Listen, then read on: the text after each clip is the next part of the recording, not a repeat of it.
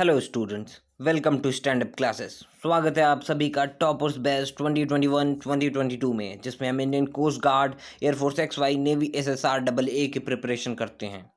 जैसा कि हमने आपको प्रॉमिस किया था, हम फिजिक्स को कम्प्लीटली प्रिपेयर करेंगे। तो आज आप सभी का फिर से स्वागत है फिजिक्स के लेवल 2 वाले क्वेश्चंस में। कल हमने लेवल 1 के क्वेश्चंस किए थे, जिसकी वीडियो आपको कम्प्लीटली देखनी चाहिए, उसके बाद ही इस वीडियो को आप देखें। तो ठीक है, आइए शुरू करते हैं। पर शुरू करने से पहले मैं आपको बता दूं, आप एक पेन और कॉपी लेके आज ज़रूर बैठें और साथ ही साथ मेरे साथ क्वेश्चंस को सॉल्व करते रहें और अपने आंसर्स कैलकुलेट करके कमेंट सेक्शन में ज़रूर बताएं कि आपके कितने आंसर सही हुए। तो ठीक है, पहला क्वेश्चन पढ़ते हैं। If x is equal to a plus B plus C T square, x is in metres, t is in second, then unit of a is okay. यदि हिंदी में मैं बता दूं तो x is equal to a plus B plus C T square है, x metre में है और t सेकेंड में है, a की इकाई बतानी है। तो ठीक है, एक रूल होता है, एक प्रिंसिपल होता है जिसे हम कहते हैं principle of homogeneity. Easy principle है, सबको पता होता है, पर उन्हें ये नहीं पता होता कि ये प्रिंसिपल है। तो ठीक है, ये देखते हैं। इसका मतलब है कि जो LHS का यूनिट होगा इस साइड का, वो RHS का भी यूनिट होना चाहिए। यानी अगर LHS मीटर में है तो यानी इधर की सारी यूनिट मिला के भी मीटर आनी चाहिए। ठीक है, तो हमें ये पता चल गया कि ये सारी यूनिट मीटर आनी चाहिए। दूसरी चीज़, एक और चीज़ होती है जो हमें पता है कि हम मीटर को मीटर में ही जोड़ सकते हैं, यानी लेंथ को आप लेंथ में ही जोड़ सकते हैं। जैसे 5 मीटर प्लस 2 7 मीटर। हम ऐसा नहीं कर सकते कि 5 मीटर को हम 7 kg में जोड़ दें। यानी हम मीटर को मीटर में जोड़ सकते हैं, यानी किसी भी एक यूनिट को सेम यूनिट में जोड़ा जाता है। तो ठीक है, यानी ये अगर सारी चीज़ें मीटर हैं तो एक एक इंडिविजुअल चीज़ भी मीटर हुई ना, क्योंकि हम मीटर को तो मीटर में ही जोड़ते हैं। यानी एक एक इंडिविजुअल चीज़ भी मीटर हुई, तो यानी एक यूनिट क्या हुई, मीटर, क्योंकि ए में तो कोई टाइम वगैरह है नहीं। तो ठीक है, एक यूनिट हो गई मीटर। ये हमारा डायरेक्ट आंसर आ गया। इजी क्वेश्चन था, होप सो कि सब लोगों ने सही किया होगा। इसका आंसर है मी। लेकिन अगर इसी में एक और क्वेश्चन पूछा जाता है कि सी की यूनिट बता दो। अब सी में थोड़ा सा ये है, तो सी टी स्क्वायर, तो अगर हम सी की यूनिट फाइंड करें तो सी टी स्क्वायर भी मीटर होनी चाहिए, उसकी भी यूनिट हमें इतना पता है। ठीक है, सी टी की यूनिट क्या होती है, टाइम की यूनिट क्या होती है, second square is equal to metre. तो सी इज इक्वल टू, अगर मैं, ये हमारा आया था सी एस स्क्वायर, टाइम की यूनिट सेकेंड है, is equal to metre, C M upon S square is equal to metre. तो हमारा आंसर क्या गया, सी इज इक्वल टू MS-2। ये सी की यूनिट है और एक यूनिट मीटर निकल के आएगी। तो ये हमारा क्वेश्चन का कंप्लीट सोल्यूशन हुआ। ठीक है, अगले क्वेश्चन की तरफ बढ़ते हैं। दूसरा क्वेश्चन है, if H is Planck's constant और lambda is wavelength, then H upon lambda का डायमेंशन बताना है। इसमें भी सेम यही है कि H कांस्टेंट है, प्लैंक्स कांस्टेंट यानी प्लैंक्स की कांस्टेंट वैल्यू, और लेमडा है, तो हमें इसकी H अपॉन लेमडा का डायमेंशन बताना है। तो ठीक है, एक फॉर्मूला होता था, lambda is equal to H upon P। बहुत ज़्यादा इंपॉर्टेंट फार्मूला है, आप इसे नोट करके रखिए। ये सबसे ज़्यादा इंपॉर्टेंट फार्मूला है इस चैप्टर का। तो ठीक है, lambda is equal to H upon P। अगर हम इस फॉर्मूले में देखें तो हमारा आंसर आ चुका है, क्योंकि अगर lambda is equal to H upon P है तो हमें बताना क्या है, H अपॉन लेमडा। P को इस साइड ले आओ, H अपॉन लेमडा हो गया कि नहीं। और P क्या होता है, P होता है मोमेंटम। तो इसका आंसर क्या हुआ, H upon lambda has dimension of momentum. ठीक है, इस तरह ये कंप्लीट हमारा हुआ। ये भी इजी क्वेश्चन था। आइए अगले क्वेश्चन की तरफ बढ़ते हैं। साथ में आप क्वेश्चंस को जरूर में जरूर बताएं। ठीक है, ये क्वेश्चन है, in 100-meter race between Ramesh and Suresh, Ramesh wins the race, assuming that they run with uniform acceleration, which one of the following is correct। ठीक है, पहले हम क्वेश्चन समझ लेते हैं कि एक रेस हुई जिसमें दो लड़के, एक रमेश और एक सुरेश, दोनों दौड़े। रमेश ने रेस पहले कंप्लीट की, सुरेश हार गया रेस में। इसमें पूछा है कि एसेलरेशन और वेलोसिटी उनका रिलेशन। ठीक है, और एक और चीज़ इसमें इंफॉर्मेशन दी है कि अगर रमेश कोई एसेलरेशन 5 से दौड़ा तो पूरी रेस भर वो 5 एसेलरेशन से ही दौड़ता रहा, और सुरेश अगर मान लीजिए 3 एक्सेलरेशन से दौड़ा तो वो भी पूरे रेस में 3 एक्सेलरेशन से दौड़ता रहा। तो इसमें अगर हम ऑप्शन देखें acceleration of Suresh is more than Ramesh, ये तो गलत आंसर है क्योंकि रमेश जीता है। अगर एक्सेलरेशन सुरेश का ज़्यादा होता तो सुरेश जीत जाता। दूसरा acceleration of Ramesh is more than Suresh, ये सही आंसर है, ये बिल्कुल सही आंसर है। अब कई लोगों के मन में डाउट हो सकता है कि वो किस स्पीड से स्टार्ट करते हैं, तो ठीक है मैं स्पीड बताऊं कि वो 0 से स्टार्ट करते हैं क्योंकि कोई भी अचानक से नहीं दौड़ जाता, वो 0 से स्टार्ट करते हैं। और अगर वो 0 से स्टार्ट करे तो जिसका एक्सेलरेशन ज़्यादा होगा वो जल्दी ज़्यादा आगे बढ़ेगा। तो ये इसमें हमारा बी आंसर बिल्कुल सही है। अगले क्वेश्चन की तरफ बढ़ते हैं। ये एक अच्छा क्वेश्चन है, अक्सर पेपर्स में ये क्वेश्चन पूछा जाता है। The motion of a particle, किसी पार्टिकल की गति समीकरण इस इक्वेशन के द्वारा दिखाई गई है, x is equal to 8 plus 12t minus T cube. तो पूछ रहा है कि रिटार्डेशन बताइए। रिटार्डेशन क्या होता है? रिटार्डेशन होता है जब एक्सेलरेशन निगेटिव होता है यानी कम हो रहा होता है। तो उस समय बताइए जब वेलोसिटी 0 हो। ये एक बहुत अच्छा क्वेश्चन है, ठीक है। तो सबसे पहले मैं यहाँ पे मान के चलता हूँ कि आप लोगों को थोड़ा बहुत डिफरेंशिएशन आता होगा क्योंकि क्वेश्चन उसी से सॉल्व होगा। और एक और फॉर्मूला जो आप लोगों को पता ही होगा कि D V is equal to क्या होता है, D X by D T, ठीक है। v is equal to D X by D T मतलब change in length upon change in time, ठीक है। तो v is equal to D X by D T, सबसे पहले हम v निकालते हैं। तो v के लिए हम क्या करें, D X by D T, D X by D T. अगर इस साइड भी हम डिफ्रेंशिएट करते हैं तो कांस्टेंट का differentiate D by D T of 8 plus 12t minus T cube. तो ठीक है, अगर 8 का डिफ्रेंशिएशन करेंगे तो वो हो गया आपका 0, 12t का डिफ्रेंशिएशन करेंगे तो वो हो गया 12 और माइनस टी क्यूब का डिफ्रेंशिएशन करेंगे वो हो गया 3t स्क्वायर। अब हमें पूछ रहा है कि जब उस टाइम पे जब वेलोसिटी 0 है, ये हमारा v कैलकुलेट कर रहे थे हम, यानी ये 0 है। अगर ये 0 है तो अगर आप इस इक्वेशन को सॉल्व करेंगे तो 3t square is equal to 12। अगर 3 से इसे काटें तो ये हो गया 4, यानी t इज इक्वल टू 2।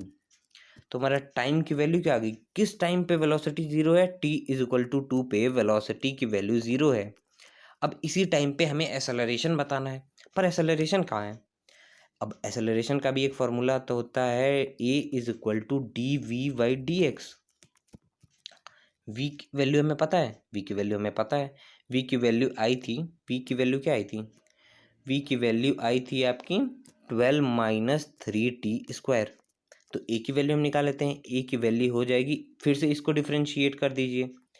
तो कांस्टेंट है 12, उसका डिफरेंशिएशन हो गया 0, इसका डिफरेंशिएशन करेंगे तो ये हो जाएगा -6t, यानी एक्सेलरेशन की वैल्यू आ गई -6t।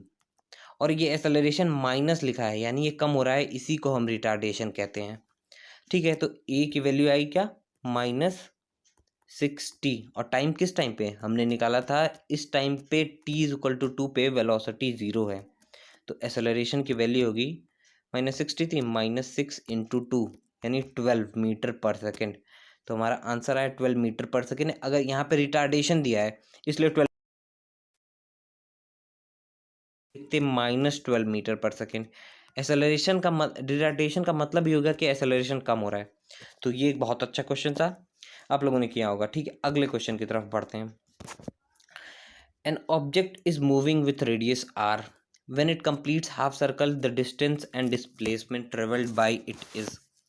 तो सबसे पहले मैं डिस्टेंस की बात कर लूँ, ये एक आसान क्वेश्चन है। सबसे पहले डिस्टेंस होता है कि जहाँ से भी स्टार्ट किया हो, जितनी देर भी चला हो, वो होता है जितनी देर भी चला हो, टोटल लेंथ जितना भी वो चला हो उसे हम कहते हैं डिस्टेंस। और डिस्प्लेसमेंट होती है चीज़, डिस्प्लेसमेंट का मतलब होता है फाइनल पोजीशन जहाँ पे वो पहुँच गया, और माइनस इनिशियल पोजीशन जहाँ पे वो पहुँच गया, जहाँ से उसने शुरू किया था, उन दोनों के बीच में जो दूरी है उसे हम कहते हैं डिस्प्लेसमेंट। तो ठीक है, एक ऑब्जेक्ट मान लीजिए ये है ऑब्जेक्ट, यहाँ से उसने शुरू किया जिसका रेडियस r है, और वो आधा चक्र कंप्लीट कर चुका है, यहाँ पे ये है आधा, आधा वो यहाँ पे आ गया। तो सबसे पहले मैं पूछ रहा हूँ डिस्टेंस क्या है, ये डिस्टेंस क्या है, सबसे पहले हम जानते हैं सर्कल का जो कॉन्फ्रेंस होता है वो क्या होता है 2πr, और ये जो चीज़ है ये उसकी आधा ही है, तो ये आधा आधा यानी डिस्टेंस कितना हुआ, कहाँ से कहाँ तक वो चला, टोटल डिस्टेंस कहाँ से कहाँ तक चला, वो πr डिस्टेंस चला, यानी जहाँ से उसने शुरू किया था जहाँ तक गया वो जितना भी किसी भी रास्ते चला वो यही चला, तो πr डिस्टेंस हो गया। अब डिस्प्लेसमेंट क्या होता है, डिस्प्लेसमेंट होता है यहाँ से वो उसने शुरू किया और यहाँ पहुँच गया वो, हमें उस दोनों की फाइनल पोजीशन में से एक स्ट्रेट लाइन खींच लेनी है। अब ये होती है डिस्प्लेसमेंट, यहाँ से यहाँ तक की दूरी, ये वाला रास्ते से उसे कोई मतलब नहीं है, किसी भी रास्ते से चले, बस फाइनल में से इनिशियल जोड़ लो और उस डिस्टेंस को बता दो तो ठीक है। ये तो आर होता है, ये भी आर हो गया, तो डिस्प्लेसमेंट क्या हो गया 2r, और डिस्टेंस क्या था πr, तो हमारा आंसर कौन सा हो गया, बी आंसर इसमें सही हो गया। होप सो आपने सही किया होगा। ठीक है, अगले क्वेश्चन की तरफ बढ़ते हैं। आप इन क्वेश्चंस को लगातार करते रहिए, इसकी प्रैक्टिस करते रहिए और पूरे पूरे वीडियो सीरीज़ को देखिए जिससे आपकी फिजिक्स की कंप्लीट प्रिपरेशन हो सके, तब आप फिजिक्स के 100% जो क्वेश्चन होते हैं वो सॉल्व कर पाएंगे। देखिए होता क्या है कि 50% क्वेश्चन ऐसे बनाए जाते हैं किसी भी पेपर में जो सब लोग सॉल्व कर लें और मैक्सिमम लोग सॉल्व कर लेते हैं, उसके बाद के क्वेश्चन डिफ़िकल्ट होते हैं और वो सारे क्वेश्चन इनमें इंक्लूडेड हैं। तो आप अगर इन सारे वीडियो को करेंगे, इन सारे क्वेश्चंस को लगातार फॉलो करते रहेंगे, एक शीट बनाएंगे जिस पे आप फार्मूला लिखते रहेंगे और इन्हीं को पढ़िए, अच्छे से पढ़िए, समझिए चीज़ों को, जो नहीं समझ में आता कमेंट सेक्शन में ज़रूर लिखिए, इससे हम आपकी प्रॉब्लम को सॉल्व कर पाएंगे। तो ठीक है, अगले क्वेश्चन की तरफ पढ़ते हैं। इसमें पूछा है identify the pair whose dimensions are equal, इनके सेम डायमेंशन है। तो ठीक है, इसका आंसर पहले मैं दिखाता हूँ टॉर्क होता क्या है। सबसे पहले मैं इसका फॉर्मूला लिख देता हूँ, आप सब लोग इसको लिख लिए अपनी कॉपी में। टॉर्क होता है आर एफ, एफ जिसमें फोर्स होता है, आर जिसमें रेडियस होता है। रेडियस या अगर यहाँ पे कोई चीज़ है, यहाँ पे उसका सेंटर है ओ और यहाँ पे फोर्स लगा है तो इसे ही टॉर्क कहते हैं।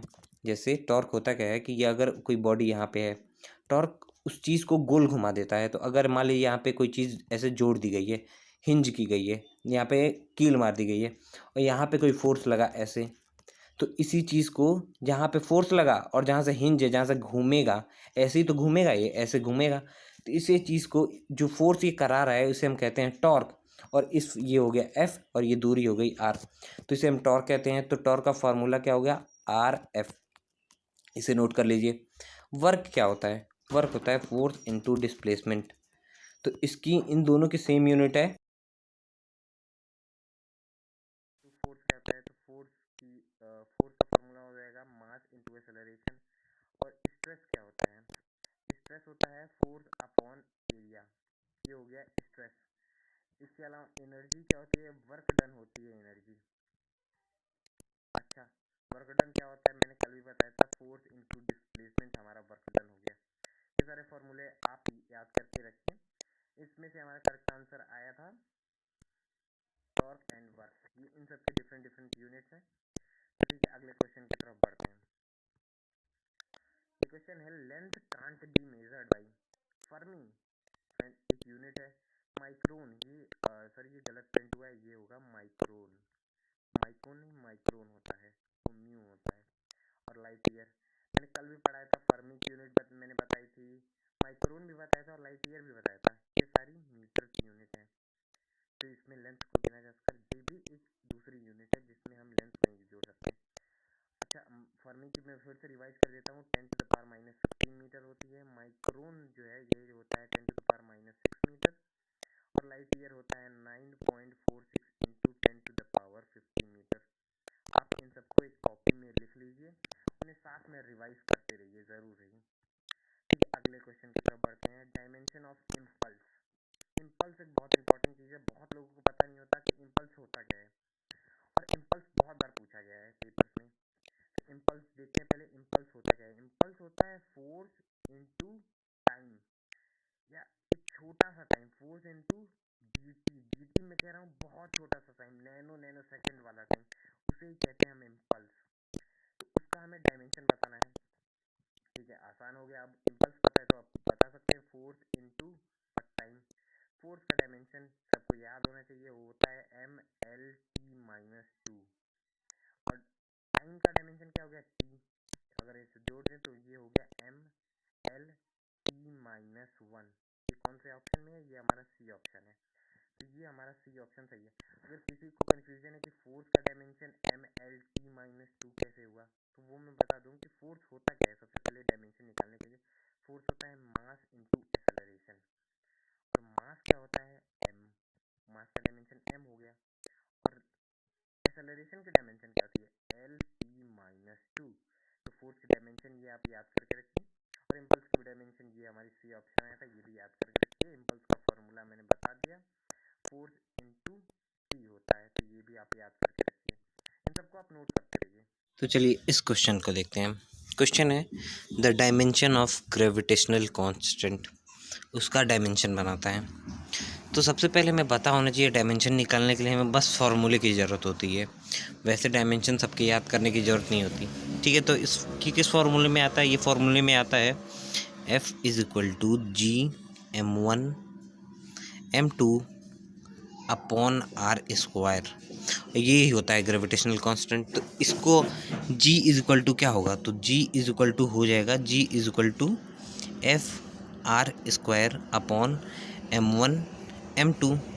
अच्छा, हम डायमेंशन सबके लिख लेते हैं। तब f की डायमेंशन हो गई F M L T minus 2, R square की डायमेंशन हो गई एल स्क्वायर, और नीचे हो गया दो मास की डायमेंशन हो गई m इंटू एम। तो एक m से एक m कट गया, तो इसकी फाइनली डायमेंशन ये वाली जो m ऊपर आ गई, तो m-1 एल क्यूब और t-2।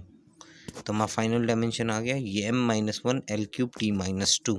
ये इस क्वेश्चन का आंसर हो गया। तो इसमें मैंने एक इंपॉर्टेंट फार्मूला बताया, f is equal to G m1 m2 upon R square. इस फार्मूले को नोट कर लें, इसे याद भी कर लें, ठीक है। बढ़ते हैं अगले क्वेश्चन की तरफ।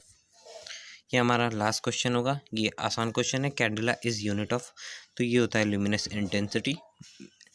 ये इंपॉर्टेंट भी क्वेश्चन है क्योंकि काफ़ी सारे लोगों को पता नहीं होता। तो यहीं पे हम अपने वीडियो को कंप्लीट करते हैं। तो आज हमने 10 क्वेश्चन किए, 10 क्वेश्चन लेवल 2 के क्वेश्चंस थे। तो अगले क्लास में मिलते हैं। अगली क्लास में हम लॉज ऑफ मोशंस के क्वेश्चंस करेंगे, उसमें भी हम लेवल 1 और लेवल 2 के क्वेश्चंस कंप्लीट करेंगे।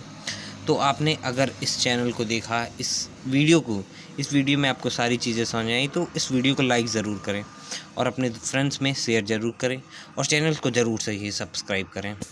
तो मिलते हैं अगली वीडियो में, तब तक के लिए गुड बाय, पढ़ाई करते रहें।